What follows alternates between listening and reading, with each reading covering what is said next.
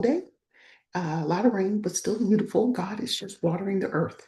Welcome back to the Action Takers Challenge with me, Tracy Garner. And today, the third day, day three, is all about the money. It is a hard conversation, but honestly, it should not be that hard. It is just you need it. I mean, what else can you possibly do? You're going to need funds to publish your book, even some of the preliminary things that you have to do. It's going to take some funds. And what I think happens to a lot of people, let me adjust my camera right here, is that they don't save enough. They really are not thinking about all the costs that come with promoting and publishing your book. And so I think people fizzle out. And then, you're halfway through and you can't afford to finish. Or you need to, stop your momentum. And that is not only frustrating, it can really kill your entire project. So I really want you to think about how much is this all going to cost? Because it's going to cost something. What I have done, and trust me, I did not do this at the beginning of my writing career. I had zero funds to do anything. I also won a contest, so I didn't need that many funds. But when you really get into it and really start doing things, you're like, wow, I didn't realize how much all of this is going to cost. But what I would suggest is just like saving for anything, vacation, children, your children's tuition, anything that you have that you know is coming, you need to start now just putting a little bit, $100 to $200. And I honestly think that if you work in four phases, you'll have a much better time in managing and saving money for each of the phases. And here are the phases. There's the build it phase, the publish it phase, launch it phase, and market it phase. So when you really break it down, you need less than you think because you're going to work on a phase. And honestly, while you're building it, that's when you should be saving the most funds for, and you don't even need a lot of funds for the build it phase. You're going to need editing and you're going to need maybe a developmental editor first, but you can also use your beta readers as development editors. Beta readers do not cost anything. However, I know a lot of authors that give beta readers a small gift. You can't give them too much because they're supposed to be free and they're not supposed to receive any compensation. But you can do a shout out on somebody's birthday and try to get everybody's birthday. If you have like 6 to 8 people, you can send them a $10 Starbucks gift card or Dunkin' Donuts, and you can compensate them in small ways that really aren't payment. I mean, you gave them, a donut and a cup of coffee. Like that's not, you could be doing that when you're having coffee in real life, in person. So think about those costs, just some appreciation gifts, just some tokens. The other costs in building it, like I said, are the editing. That is the most expensive. In the publishing it, you're going to think about costs related to cover design. You may have a final pass through for the edits, but you can do that in the build it. And then you'll need to upload to various platforms. Now, Ingram Spark and Amazon are free to upload, but you're going to need to get a proof. Proofs are anywhere from $10 to $15 just to get one copy of the book. I usually get two of the proofs. It'll have the watermark or some kind of line on it to let you know this is not for sale. Get those. Don't ever skip that step. And sometimes, I've given a gift to my editor to say thank you so much. I'll send her a copy of the book, but it's like she already read the book. She did edit it. So sometimes I question, like, I just wanted her to have it in her library, but giving her a real gift, maybe a Harry and David. I gave some kind of pear sparkling, if they're not drinkers, sparkling wine or something like that, or a non-alcoholic spritzer and some fruit. Fruit is universal. My editor is really health conscious. I know she'll love fruit. She'll eat it, and and she can share the bubbly with her spouse. So that is the publish it phase. The next phase is launching it. You may have a Facebook party or a takeover on Instagram or TikTok.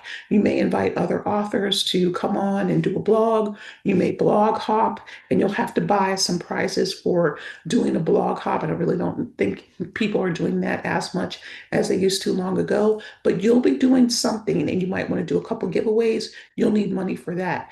You'll need money to come up with prizes and maybe bookmarks and postcards. And that is the launching it phase. And you could have a live party. I've had a live party for Anchored Hearts way back when in 2015. I can't believe it was so long ago. I had 100 people at the party, and almost all of them bought books. There may be 5 or 10 people that didn't buy books. They might have been a plus one for someone, but how are you going to launch? Because that will also determine your budget. All right. And then you want to market it. Marketing is going to be a short time. You hope to get some organic things that are free and do as much as you can for free. There are many, many free ways to market your book. But if you're going to do ads, if you're going to give people review copies, you'll really want to think about what am I going to do to market it out the gate and ensure that it has the best time of launching properly, launching with the best momentum, and even the market could have the party where you have the launch party, a live party that you could do. And you really want to think about sustaining your marketing dollars anywhere from 3 to 6 months. The goal is that what you do in the beginning will take off and you'll have lasting momentum and sustained book sales, but it really determines what you do in those first few weeks after release that will probably take the most money. And then, you can use whatever income you have to keep pouring that back into it. Now, this so far, I've only been talking about kind of from a self-publishing standpoint, but even when you get in advance, you can't just, go and pay a mortgage. You can, of course, that is allowed to do whatever you want with your money. Don't need any people who are thinking, I can do whatever I want. Yes, you absolutely can do whatever you want, but even though you are self-published, even though you are traditionally published, even though they gave you in advance, you need to think about where that is going. Do you need postcards or bookmarks? How are you going to tell people about the book? How are you going to promote the book? Are you going to try to do book signings live in the bookstores? How are you going to, you'll need funds for those to get to those. You'll need, even if people don't buy, you still want to give them something. When they get home, they may say, oh, I should check out that book. I just didn't want to be accosted in the mall or, at the literary festival by an author who's just sitting there looking lonely with her books. But let me go online and look and see, got this postcard from her or this bookmark or this other tchotchke and just go see. And they may decide to buy a book later, but only if they have something later to look at. And so one thing I'll say about bookmarks and postcards, make use of every single piece of real estate that you have. I've seen people grab bookmarks, not mine per se, because I always print on the back, but I have seen people at other book signings pick up a bookmark and look on the back, and it's almost like they're let down. Like, I think this is hilarious. It's like, what were you expecting? Like something to jump out at you, holograms, 3D images, a puzzle. I have no idea what people were expecting, but there is a little bit of a letdown if the back is blank. So it usually doesn't cost much extra, or it could literally be pennies to put something on the back, either an excerpt. I usually put all the other books I have, either some graphics of the cover image, just, 2 or 3. It's not an 8.5 by 11 piece of paper. It is usually 3 by 6 or 5 inches. So you don't have a lot, but that's why you should definitely use the back. That's just a little tip. So just to recap, you need some funds. You need to save them now. You should put them in a separate account that is only going to be your book related account. And you should really think about doing your launch in phases. So when you want your book to come out in the launch phase, you want to choose a date to launch it. Okay. And then you want to work backwards. How long is it going to take you to finish writing if you're not done yet? How long is it going to take you? Anywhere from 4 to 6 or 8 weeks, I would say an editor can get a book back to you. Anything longer than that, they're just not prepared, or they may have had a hiccup. And I have known people to take a long time to get something. And that's why when you're working with the editor, you want to ask them, do you have time? Are you able to do this for me now? What's your schedule like? So really think about those things and be ready.